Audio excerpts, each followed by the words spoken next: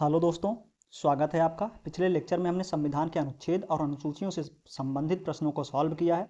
इस लेक्चर में हम उद्देशिका से आए हुए प्रश्नों को देखने वाले हैं। आइए शुरू करते हैं। इसमें पहला प्रश्न है, निम्नलिखित अवतरण में, ये अवतरण दिया मतलब गद्यांश दिया है, हम भारत के लोग भारत को एक संपूर्ण प्रभुत्व संपन्न समाजवादी पंथ निरपेक्ष लोकतंत्रात्मक गणराज्य बनाने के लिए तथा उसके समस्त नागरिकों को सामाजिक आर्थिक और राजनैतिक न्याय, विचार, अभिव्यक्ति, विश्वास, धर्म और उपासना की स्वतंत्रता, प्रतिष्ठा और अवसर की समता प्राप्त कराने के लिए तथा उन सब में व्यक्ति की गरिमा और राष्ट्र की एकता और अखंडता सुनिश्चित करने वाली बंधुता बढ़ाने के लिए दृढ़ संकल्प होकर अपनी इस संविधान सभा द्वारा आज डैश यक्स डैश को एतत् द्वारा इस संविधान को अंगीकृत, अधिनियमित और आत्मार्पित करते हैं। ऑप्शंस क्या दिया? 26 जनवरी 1950, 26 जनवरी 1949, 26 नवंबर 1949, उपर्युक्त में से कोई नहीं। तो मतलब हमारी जो उद्देशिका है या जो हमारा संविधान है वो अंगीकृत कब किया गया, ये पूछ रहा है हमसे। तो कब अंगीकृत किया गया? 26 नवंबर 1949 को। सही उत्तर क्या हो जाएगा? बी। अगला प्रश्न है, भारतीय गणतंत्र की 26/1 मतलब 26 जनवरी 1950 को सही संवैधानिक वस्तु स्थिति क्या थी जब संविधान लागू किया गया था? ऑप्शंस क्या दिया है? लोकतंत्रात्मक गणराज्य था भारत। फिर आगे दिया है संपूर्ण प्रभुत्व संपन्न धर्मनिरपेक्ष लोकतंत्रात्मक गणराज्य था। आगे दिया है संपूर्ण प्रभुत्व संपन्न लोकतंत्रात्मक गणराज्य था। फिर आगे दिया है संपूर्ण प्रभुत्व संपन्न समाजवादी धर्मनिरपेक्ष लोकतंत्रात्मक गणराज्य था। कब की स्थिति पूछ रहा है? 26 जनवरी 1950 की स्थिति पूछ रहा है। तब स्थिति क्या थी? संपूर्ण प्रभुत्व संपन्न लोकतंत्रात्मक गणराज्य था भारत। सी। आपको ध्यान देना है, वर्तमान स्थिति डी है, लेकिन इसमें कुछ शब्द हैं जो 42वें संविधान संशोधन 1976 द्वारा जोड़े गए हैं। वो शब्द कौन कौन से हैं, आइए देख लेते हैं। समाजवादी, पंथ निरपेक्ष और अखंडता, तीन शब्द ध्यान रखना आपको। समाजवादी एक शब्द है, दूसरा है पंथ निरपेक्ष और तीसरा है अखंडता। अखंडता शब्द उद्देशिका में 42वें संविधान संशोधन अधिनियम 1976 की धारा 2 द्वारा जोड़े गए थे। अगला प्रश्न है, 26 जनवरी 1950 को भारत की वास्तविक संवैधानिक स्थिति थी, मतलब 26 जनवरी को भारत की संवैधानिक स्थिति क्या है? ऑप्शंस क्या है? लोकतंत्रात्मक गणराज्य, दूसरा है संपूर्ण प्रभुत्व संपन्न लोकतंत्रात्मक गणराज्य, तीसरा है संपूर्ण प्रभुत्व संपन्न पंथ निरपेक्ष लोकतंत्रात्मक गणराज्य, चौथा है संपूर्ण प्रभुत्व संपन्न समाजवादी पंथ निरपेक्ष लोकतंत्रात्मक गणराज्य। तो सही आंसर क्या है 26 जनवरी 1950 के अनुसार? संपूर्ण प्रभुत्व संपन्न लोकतंत्रात्मक गणराज्य। अगला प्रश्न है, भारत के संविधान के निर्माताओं का मत निम्नलिखित में से किसमें प्रतिबिंबित होता है? ऑप्शंस क्या दिया? उद्देशिका में, मूल अधिकार में, राज्य के नीति निदेशक तत्वों में और मूल कर्तव्य में। तो संविधान के निर्माताओं का मत किसमें प्रतिबिंबित होता है? उद्देशिका में प्रतिबिंबित होता है। ध्यान दीजिएगा, भारत के संविधान के निर्माताओं का मत या मन मस्तिष्क उद्देशिका में प्रतिबिंबित होता है। आगे ध्यान रखना है, 13 दिसंबर 1946, डेट याद रखिएगा, 13 दिसंबर 1946 को संविधान सभा के समक्ष जवाहरलाल नेहरू द्वारा प्रस्तुत उद्देश्य प्रस्ताव को 22 जनवरी 1947 को पारित किया गया। मतलब उद्देशिका का प्रस्ताव या उद्देश्य प्रस्ताव रखा कौन है? जवाहरलाल नेहरू। कब रखे हैं? 13 दिसंबर 1946 को। ये पास कब हुआ है? 22 जनवरी 1947 को। इतनी चीज ध्यान रखनी है। आगे इसे ही परिवर्तित करके संविधान की प्रस्तावना के रूप में स्वीकार कर लिया गया। अगला प्रश्न है, भारत के संविधान के निर्माताओं का मस्तिष्क निम्नलिखित में से किसमें परिलक्षित होता है? ऑप्शंस क्या है? प्रस्तावना में, मौलिक अधिकार में, राज्य के नीति निदेशक सिद्धांत में, मौलिक कर्तव्य में। तो मस्तिष्क, ये जो संविधान के निर्माताओं का मस्तिष्क किसमें परिलक्षित होता है? ये परिलक्षित होता है प्रस्तावना में। अगला प्रश्न है, भारतीय संविधान की प्रस्तावना के सिलसिले में निम्नलिखित में से कौन सा क्रम सही है? ये मतलब वर्तमान का पूछ रहा है। पहला दिया है गणतंत्र, जनवादी, धर्मनिरपेक्ष, समाजवादी, सार्वभौम सत्ता संपन्न।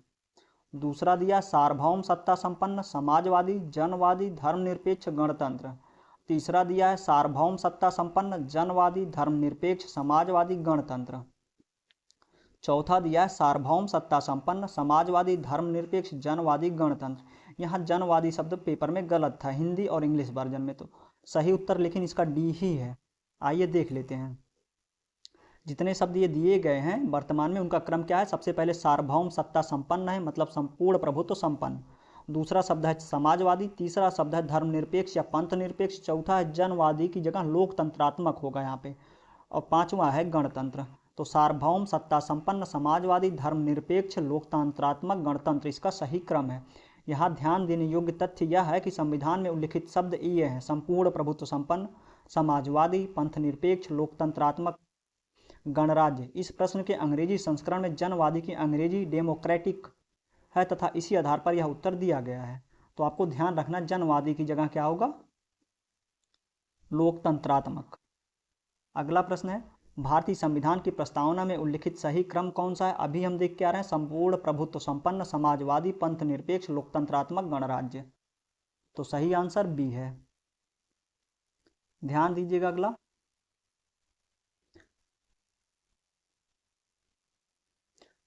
अगला प्रश्न है भारतीय संविधान की प्रस्तावना में भारत को किस रूप में घोषित किया गया है?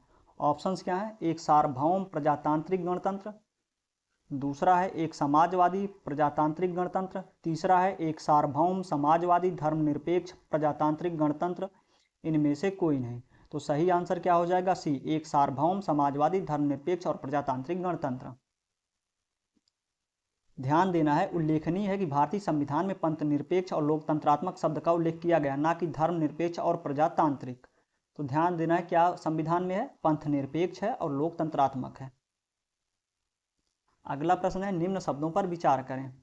पहला शब्द है समाजवादी, फिर सार्वभौमिक, फिर प्रजातांत्रिक, फिर धर्मनिरपेक्ष।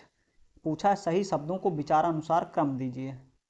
अभी हम इसको करके ही आ रहे हैं। पहले है सार्वभौमिक, फिर है समाजवादी, फिर है धर्मनिरपेक्ष, फिर है प्रजातांत्रिक। तो सही आंसर इसका क्या हो जाएगा?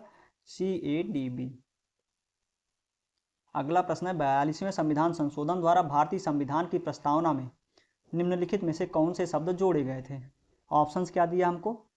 समाजवादी, संप्रभुता, धर्मनिरपेक्ष, गणतंत्र। तो 42वां संविधान संशोधन हुआ कब है? 1976 में हुआ। जोड़ा क्या क्या गया है? इसे जोड़ा गया है समाजवादी, धर्मनिरपेक्ष और एक शब्द और जोड़ा गया जिसका नाम है अखंडता। तो इससे 3 शब्द जोड़े गए हैं, समाजवादी, धर्मनिरपेक्ष, अखंडता। अखंडता इसमें दिया नहीं, तो सही आंसर इसका हो जाएगा 1 और 2। अगला प्रश्न है भारतीय संविधान की प्रस्तावना में समाजवादी शब्द किस संशोधन के तहत जोड़ा गया? ऑप्शंस क्या है? 42वां संशोधन, 46वां संशोधन, 44वां संशोधन, 74वां संशोधन। तो समाजवादी शब्द किस संशोधन के तहत जोड़ा गया? 42वें संशोधन के तहत जोड़ा गया है। आगे ध्यान देना, 42वें संविधान संशोधन अधिनियम 1976 द्वारा भारतीय संविधान की प्रस्तावना में समाजवादी, पंथ निरपेक्ष और अखंडता शब्द जोड़े गए हैं। 3 शब्द ध्यान रखना आपको, समाजवादी, धर्मनिरपेक्ष या पंथ निरपेक्ष, अखंडता। अगला प्रश्न है निम्नांकित में से कौन सा 42वें संविधान संशोधन के माध्यम से भारत के संविधान की प्रस्तावना में जोड़ा गया था? ऑप्शन क्या है? संप्रभुता, समाजवाद, पंथ निरपेक्ष, व्यक्ति की गरिमा, निजता। तो कौन सा जोड़ा गया? समाजवाद और पंथ निरपेक्ष प्लस अखंडता। अगला प्रश्न है भारतीय संविधान की प्रस्तावना में धर्मनिरपेक्ष व समाजवादी शब्द जोड़े गए हैं। ऑप्शंस क्या दिया है? 39वें संशोधन द्वारा, 41वें संशोधन द्वारा, 42वें संविधान संशोधन द्वारा, 44वें संशोधन द्वारा। तो जोड़ा किससे गया? 42वें संविधान संशोधन द्वारा। ये हुआ कब है? ये हुआ 1976 में, इंदिरा गांधी के टाइम पे। अगला प्रश्न है 42वें संविधान संशोधन द्वारा कौन से 2 शब्द प्रस्तावना में जोड़े गए हैं? ऑप्शंस क्या दिया? प्रजातांत्रिक एवं समाजवादी, गणराज्य एवं धर्मनिरपेक्ष, समाजवादी एवं प्रभुत्ता संपन्न, प्रभुसत्ता संपन्न, धर्मनिरपेक्ष और समाजवादी। तो कौन से 2 शब्द जोड़े गए हैं? धर्मनिरपेक्ष और समाजवादी। अगला प्रश्न है निम्नलिखित में से कौन भारत को धर्मनिरपेक्ष राज्य वर्णित करता है? ऑप्शंस क्या है? मौलिक अधिकार, संविधान की प्रस्तावना, 9वीं अनुसूची, राज्य के नीति निर्देशक तत्व। तो कौन वर्णित करता है धर्मनिरपेक्ष? संविधान की प्रस्तावना। यहाँ ध्यान देना है कि संविधान की प्रस्तावना के तहत भारत को पंथ निरपेक्ष राज्य वर्णित किया गया है। यह शब्द संविधान में 42वां संविधान संशोधन अधिनियम 1976 द्वारा जोड़ा गया। अगला प्रश्न है निम्नलिखित शब्दों में से कौन सा शब्द 1975 में भारतीय संविधान की प्रस्तावना में सम्मिलित नहीं था? ऑप्शंस क्या दिया? बंधुत्व, संप्रभुता, समानता, अखंडता। तो कौन सा इसमें सम्मिलित नहीं था? 1975 में पूछा है, तो अखंडता सम्मिलित नहीं था। कौन कौन से, अगर पूछे कौन कौन से शब्द सम्मिलित नहीं थे 1975 में, नहीं सम्मिलित था? समाजवादी नहीं था, पंथ निरपेक्ष नहीं था, अखंडता नहीं था, क्योंकि ये कब जोड़ा गया? 42वें संविधान संशोधन 1976 द्वारा। आगे है, निम्नलिखित शब्दों में कौन से शब्द 42वें संविधान संशोधन द्वारा प्रस्तावना में जोड़े गए हैं? ऑप्शंस क्या है? समाजवाद, ग्राम स्वराज, पंथ निरपेक्षता, संपूर्ण प्रभुत्व संपन्न। तो जोड़ा कौन कौन से गया है 42वें संविधान संशोधन द्वारा? समाजवादी, पंथ निरपेक्षता और अखंडता। तो सही उत्तर इसका क्या हो जाएगा? 1 और 3। अगला है, संविधान की उद्देशिका के संबंध में निम्न कथनों पर विचार करिए और दिए गए कूट की सहायता से बताइए कि इनमें से कौन सा सही है। अगला है, पंडित नेहरू द्वारा प्रस्तुत ऑब्जेक्टिव प्रस्ताव अंतत्वगत्वा उद्देशिका बना। ये सही है। ये इसको रखे कब थे? 13 दिसंबर 1946 को। पास कब हुआ है? 22 जनवरी 1947 को। तो आपको दोनों डेट ध्यान रखनी है। दूसरा स्टेटमेंट है, इसकी प्रकृति न्याय योग्य नहीं है। ये गलत है, ये न्याय योग्य है। तीसरा है, इसका संशोधन नहीं किया जा सकता है। तो संशोधन किया जा सकता है इसमें, तभी तो 42वां संशोधन हुआ। फिर आगे, संविधान के विशिष्ट प्रावधानों को यह रद्द नहीं कर सकता है। ये भी सही है। तो इसका सही आंसर क्या हो जाएगा? 1, 2, 4। यहां ध्यान दीजिएगा, इसका 2 उत्तर हो सकता है। इसकी प्रकृति न्याय योग्य नहीं है, ये शब्द विवादित है। इसी को लेकर 3 केस इस पे हुआ था। आइए इसकी व्याख्या देख लेते हैं। पंडित नेहरू द्वारा 13 दिसंबर 1946 को प्रस्तुत तथा संविधान सभा द्वारा 22 जनवरी 1947 को स्वीकृत ऑब्जेक्टिव प्रस्ताव ही अंतत्वगत्वा भारतीय संविधान की उद्देशिका बना था। प्रस्तावना का विधिक स्वरूप यह है कि इसे लागू नहीं किया जा सकता, मतलब इसको लागू जबरदस्ती नहीं कराया जा सकता। इसकी प्रकृति न्याय योग्य नहीं है। मैं बताया कि इसकी प्रकृति न्याय योग्य नहीं है। यद्यप संविधान के विशिष्ट प्रावधानों को यह रद्द नहीं कर सकती, तथापि केशवानंद भारती मामले में सर्वोच्च न्यायालय के निर्णय के अनुसार संविधान की उद्देशिका का उपयोग संविधान के अस्पष्ट क्षेत्रों की व्याख्या करने में किया जा सकता है। उद्देशिका में संशोधन संभव है तथा 42वें संविधान संशोधन 1976 द्वारा इसमें समाजवादी, पंथ निरपेक्ष एवं अखंडता शब्द जोड़े गए थे। उद्देशिका संविधान के अस्पष्ट प्रावधानों को रद्द नहीं कर सकती। इसका उपयोग भ्रम को दूर करने में किया जाता है। उद्देशिका का उपयोग इस निष्कर्ष के समर्थन में किया जाता है कि संविधान के मूल ढांचे में कोई परिवर्तन नहीं किया जा सकता। तो इसका सही आंसर क्या हो जाएगा? 1, 2, 4। इसकी प्रकृति न्याय योग्य नहीं है, ये सही बात है, ध्यान रखिएगा। और संशोधन इसका नहीं किया जा सकता, ये गलत है, क्योंकि संशोधन नहीं किया जा सकता तो 42वां संविधान संशोधन कैसे किया जाता? तो सही उत्तर इसका क्या हो जाएगा? बी, 1, 2, 4। अगला प्रश्न है, संविधान की प्रस्तावना का विधिक स्वरूप क्या है? ऑप्शंस क्या है? यह लागू किया जा सकता है, यह लागू नहीं किया जा सकता है, विशेष परिस्थितियों में लागू किया जा सकता है, उपरोक्त में से कोई नहीं। तो इसका विधिक स्वरूप हमसे पूछ रहा है प्रस्तावना का, तो क्या है? यह लागू नहीं किया जा सकता है। अगला है, भारतीय संविधान की उद्देशिका में संशोधन किया जा सकता है।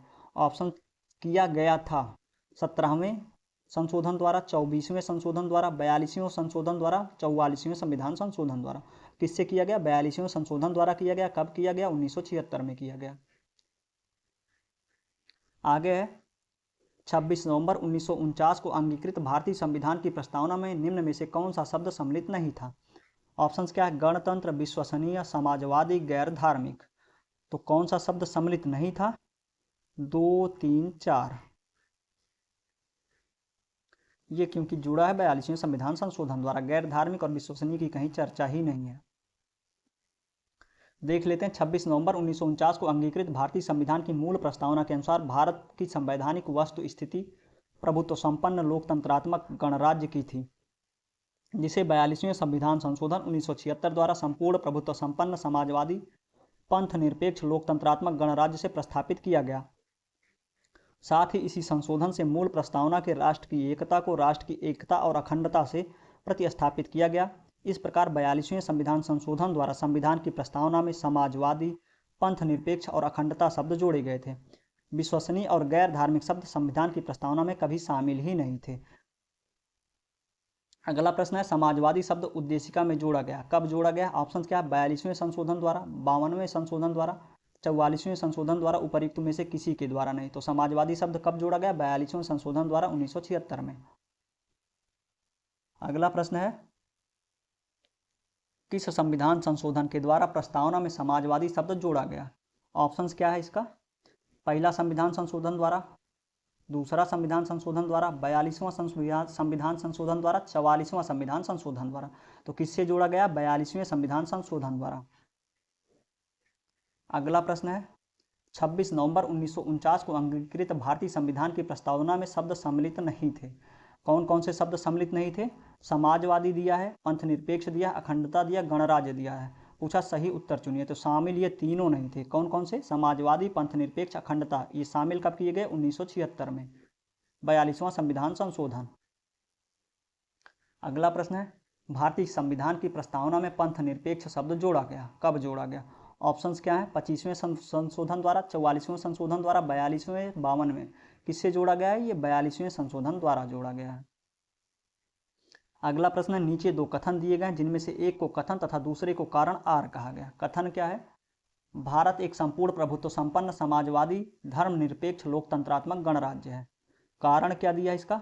इसे 42वें संविधान संशोधन 1976 द्वारा संपूर्ण प्रभुत्व संपन्न लोकतांत्रिक गणराज्य के स्थान पर प्रतिस्थापित किया गया। अब हमको कूट त्याग क्या दिया गया है? ये ए तथा आर दोनों सही तथा आर ए की सही व्याख्या है। दूसरा क्या है? ए तथा आर दोनों सही तथा आर ए की सही व्याख्या नहीं है। तीसरा क्या है? ए सही है परंतु आर गलत है। चौथा क्या है? ए गलत है परंतु आर सही है। तो हमसे क्या ये पूछ रहा है? भारत एक संपूर्ण प्रभुत्व संपन्न समाजवादी धर्मनिरपेक्ष लोकतंत्रात्मक गणराज्य। सही बात है। कारण भी इसका सही, क्योंकि ये जोड़ा किससे गया? 42वें संविधान संशोधन 1976 द्वारा। सही आंसर क्या हो जाएगा? ए तथा आर दोनों सही तथा आर ए की सही व्याख्या करता है। अगला प्रश्न है भारत में लौकिक सार्वभौमिकता है क्योंकि संविधान की प्रस्तावना आरंभ होती है। ऑप्शंस क्या हैं? प्रजातांत्रिक भारत शब्दों से, जनता के जनतंत्र शब्दों से, जनता के लोकतंत्र शब्दों से, हम भारत के लोक शब्दों से। तो प्रस्तावना शुरू कहाँ से होती है? हम भारत के लोक शब्दों से। सही आंसर डी हो जाएगा। ध्यान दीजिएगा कि भारतीय संविधान की प्रस्तावना हम भारत के लोग, we the people of India शब्दों से शुरू होती है। अतः भारत में लौकिक सार्वभौमिकता है। इसका अर्थ है जनता सर्वशक्तिमान है और किसी बाह्य सत्ता के अधीन नहीं है। अगला प्रश्न है हम भारत के लोक शब्दों का प्रयोग भारतीय संविधान में कहाँ किया गया? अभी पढ़ के आ रहे हैं कहाँ किया गया? ये प्रस्तावना में किया गया है। अगला प्रश्न है भारत के संदर्भ में निम्न में से कौन सा धर्मनिरपेक्ष शब्द का सही भाव व्यक्त करता है? पहला ऑप्शन है भारत में अनेक धर्म हैं। दूसरा है भारतीयों की धार्मिक स्वतंत्रता भारतीयों को धार्मिक स्वतंत्रता प्राप्त है। तीसरा है धर्मानुपालन व्यक्ति की इच्छा पर निर्भर है। चौथा है भारत में राज्य का कोई धर्म नहीं है। तो इसका धर्मनिरपेक्ष शब्द का सही मतलब क्या है? कि भारत में राज्य का कोई धर्म नहीं है। सही ऑप्शन इसका डी हो जाएगा। ध्यान दीजिएगा कि भारत में पंथ निरपेक्ष या धर्मनिरपेक्ष राज्य होने का सही भाव यह है कि भारत में राज्य का कोई धर्म नहीं है, तदनुसार सभी धर्मों का राज्य द्वारा समान प्रश्रय अपेक्षित है। आगे है निम्नलिखित में से कौन सा शब्द भारतीय संविधान की प्रस्तावना में उल्लिखित नहीं है? तो कौन शब्द क्या क्या दिया? संप्रभुता, पंथ निरपेक्ष, लोकतंत्रात्मक, संघीय। तो प्रस्तावना में क्या नहीं? संघीय शब्द नहीं दिया गया है। आगे देखिएगा, यहां ध्यान दीजिएगा आप कि भारतीय संविधान जो है संघीय शब्द भारतीय संविधान की प्रस्तावना में उल्लिखित नहीं है। संविधान के अनुच्छेद 1 में संघ शब्द का प्रयोग किया गया, मतलब यूनियन। भारत फेडरल नहीं है, भारत यूनियन है, ये ध्यान रखिएगा आप। अगला प्रश्न है निम्नलिखित में से कौन सा शब्द भारत के संविधान की उद्देशिका में नहीं है? ऑप्शंस क्या है? समाजवादी, प्रभुता संपन्न, पंथ निरपेक्ष, लोक कल्याण। तो कौन सा शब्द उद्देशिका में नहीं? लोक कल्याण शब्द नहीं है। अगला है भारत के संविधान के आमुख का लक्ष्य उसके सभी नागरिकों के लिए सुनिश्चित करना है। क्या सुनिश्चित करना? सामाजिक और आर्थिक न्याय, विचार तथा व्यक्ति की स्वतंत्रता, अवसर की समानता, व्यक्ति की प्रतिष्ठा। तो ये संविधान ये चारों चीजें सुनिश्चित करता है। तो इसका सही आंसर क्या हो जाएगा? डी। इसकी डिटेलिंग भी कर लेते हैं। भारत के संविधान के आमुख या प्रस्तावना का लक्ष्य उसके सभी नागरिकों को सामाजिक, आर्थिक और राजनैतिक न्याय। न्याय कितने प्रकार का? 3 प्रकार का। कौन कौन सा? सामाजिक, आर्थिक और राजनैतिक। ठीक है। और विचार, अभिव्यक्ति, विश्वास, धर्म और उपासना की स्वतंत्रता। स्वतंत्रता कितने प्रकार की? 5 प्रकार की। कौन कौन सी? विचार की, अभिव्यक्ति की, विश्वास की, धर्म की, उपासना की।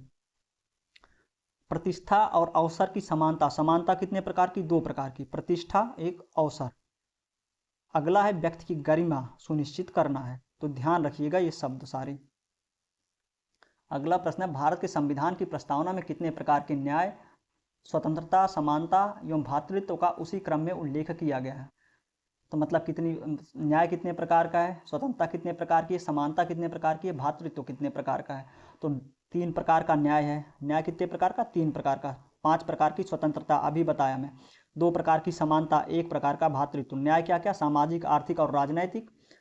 स्वतंत्रता क्या? विचार, अभिव्यक्ति, विश्वास, धर्म और उपासना की स्वतंत्रता। समानता क्या? प्रतिष्ठा और अवसर की समानता। और गरिमा की व्यक्ति की गरिमा। तो ध्यान रखिएगा, इसका सही आंसर क्या हो जाएगा? 3, 5, 2, 1। अगला प्रश्न है, भारतीय संविधान की प्रस्तावना में निम्नलिखित में से किस स्वतंत्रता का वर्णन नहीं है? पहला है विचार की स्वतंत्रता, विचार प्रकट करने की स्वतंत्रता, विश्वास की स्वतंत्रता, आर्थिक स्वतंत्रता। आप ध्यान दीजिएगा, प्रस्तावना में आर्थिक स्वतंत्रता नहीं है। जो ये आर्थिक शब्द यूज हुआ है, ये आर्थिक न्याय है। क्या है? न्याय है, सामाजिक, आर्थिक और राजनैतिक न्याय।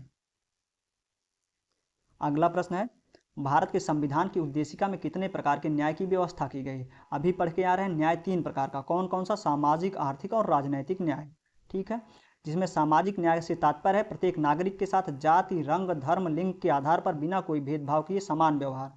आर्थिक न्याय से तात्पर्य है कि आर्थिक आधार पर किसी के साथ भेदभाव ना होना। और राजनैतिक का अर्थ, न्याय का अर्थ है प्रत्येक नागरिक को समान राजनैतिक अधिकार प्राप्त होंगे। तो इसका कितने प्रकार के न्याय? 3 प्रकार के, सामाजिक, आर्थिक और राजनैतिक।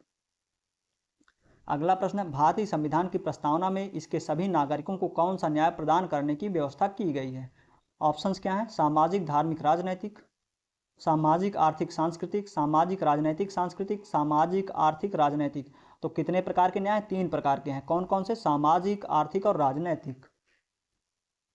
आगे देखिएगा, निम्नलिखित में से कौन सा भारतीय संविधान की प्रस्तावना में उल्लिखित नहीं है? क्या है? ऑप्शन, सामाजिक न्याय, राजनैतिक न्याय, धार्मिक न्याय, आर्थिक न्याय। मतलब आर्थिक न्याय और धार्मिक न्याय। तो क्या उल्लिखित नहीं है?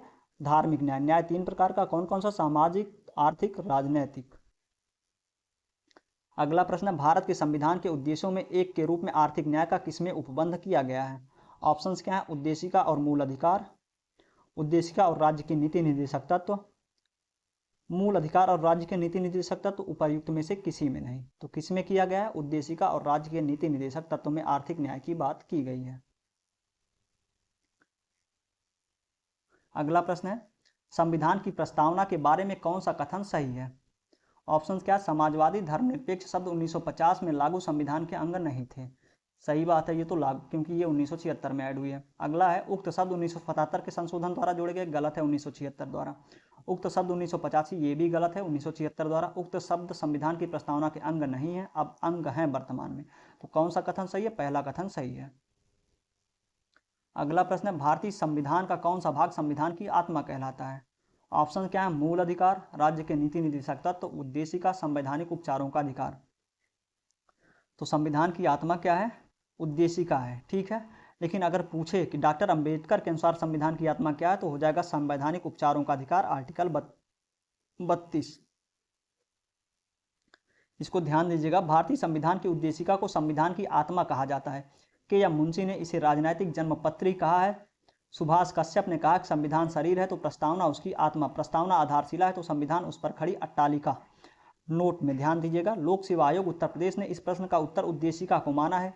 ज्ञातव्य है कि डॉक्टर BR अम्बेडकर ने संवैधानिक उपचारों के अधिकार को संविधान की आत्मा और हृदय कहा है। यदि अम्बेडकर के संदर्भ में यह प्रश्न आए तो इसका उत्तर विकल्प डी होगा, जो मैं पहले बता दिया अभी आपको। अगला प्रश्न है, निम्नलिखित में से किसने भारतीय संविधान की प्रस्तावना को हमारे संप्रभु प्रजातांत्रिक गणतंत्र की जन्म कुंडली कहा? अभी ऊपर देख के आ रहे हैं, किसने कहा है? KM मुंशी ने कहा है।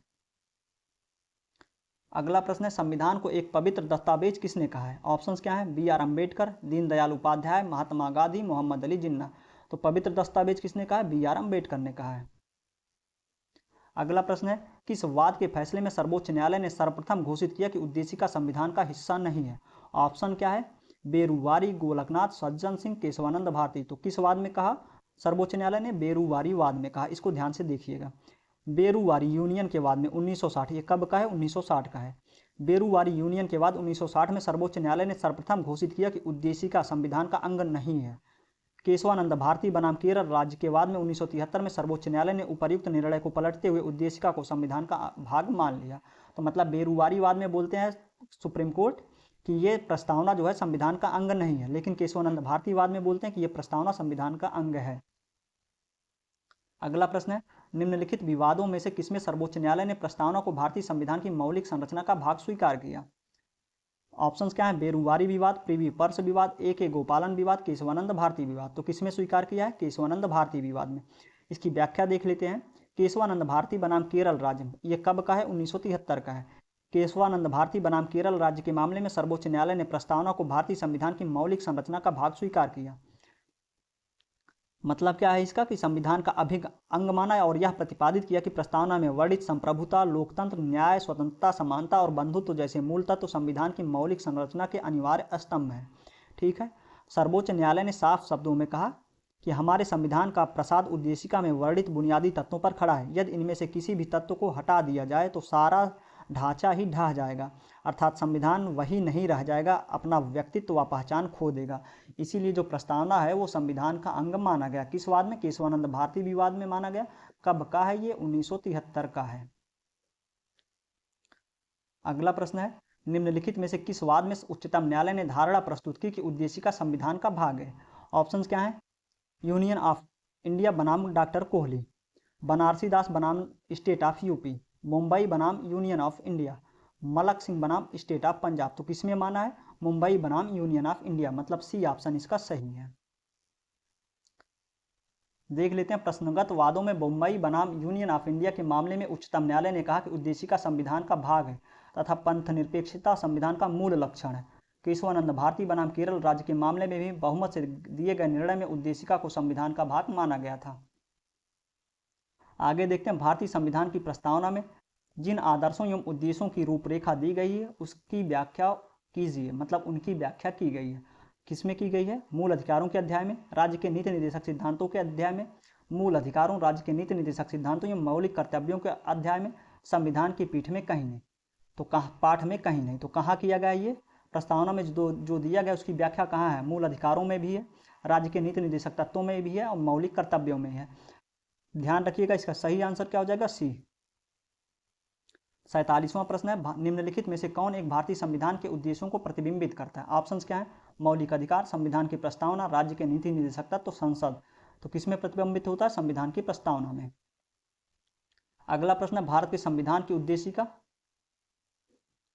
पहला स्टेटमेंट है संविधान का भाग है किंतु कोई विधिक प्रभाव नहीं रखती है। दूसरा स्टेटमेंट है संविधान का भाग नहीं है और कोई विधिक प्रभाव भी नहीं रखती है। तीसरा है संविधान का भाग है और वैसा ही विधिक प्रभाव रखती है जैसा कि उसका कोई अन्य भाग।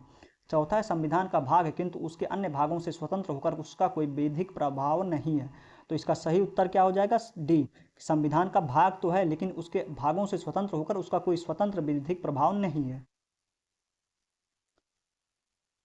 देख लीजिएगा, केशवानंद भारती बनाम केरल राज्यवाद 1973 में सर्वोच्च न्यायालय की बृहद संविधान पीठ ने यह निर्णय दिया कि उद्देशिका संविधान का भाग है। ऐसा सर्वोच्च न्यायालय ने इन री बेरुवारी यूनियन 1960 के प्रकरण में दिए गए निर्णय अर्थात उद्देशिका भारत के संविधान का भाग नहीं है को उलटते हुए दिया था। इस प्रकार यद्यप संविधान उद्देशिका संविधान का भाग है तथा संविधान के अन्य भागों के निर्वचन में इसकी सहायता ली जा सकती है, किंतु संविधान के अन्य भागों से स्वतंत्र होकर उद्देशिका का कोई विधिक प्रभाव नहीं है। अगला प्रश्न है, संविधान में दिए गए आमुख क्या है? न्यायालय में लागू नहीं होता है, महत्वपूर्ण है और उसकी उपयोगिता है। तीसरा है शासन करने के उद्देश्यों को उल्लिखित करता है। चौथा है संविधान के कानूनी अर्थ का निर्णय में सहायता करता है। पूछा है नीचे दिए गए कूट में से सही उत्तर का चयन करिए। मतलब प्रस्तावना में क्या क्या है? इसका उत्तर हम चारों होना चाहिए लेकिन किसी विकल्प में ये दिया नहीं है। इसको देख लेते हैं।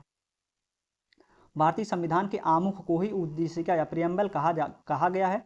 उद्देशिका स्वतंत्र रूप से न्यायालय में परिवर्तनीय नहीं है, अर्थात न्यायालय में इसके आधार पर कोई वाद विवाद नहीं लाया जा सकता है।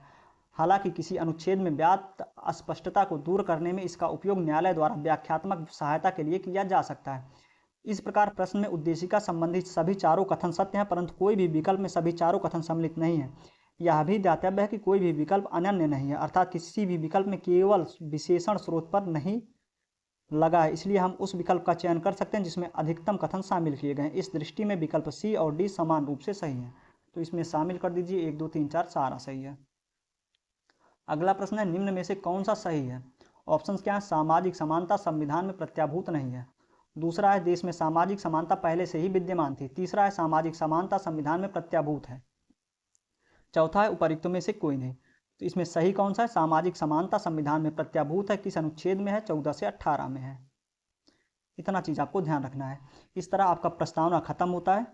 अगर वीडियो अच्छा लगा हो तो चैनल को सब्सक्राइब जरूर कर दीजिएगा। मिलते हैं अगले वीडियो में। धन्यवाद।